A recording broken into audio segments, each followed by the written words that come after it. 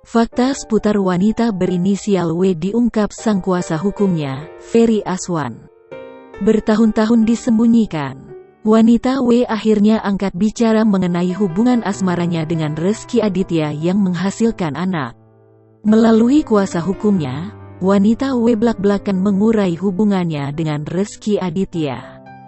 Mewakili W, Ferry menyebut bahwa kliennya kenal dengan Rezky Aditya di tahun 2012. Lalu pada tahun 2013, wanita W mengaku melahirkan anak dari Rezky Aditya. Hubungan Rezky Aditya dan W pun diakui Ferry mendadak renggang. Hal itu terjadi pasca Rezky Aditya mengalami kecelakaan di tahun 2012.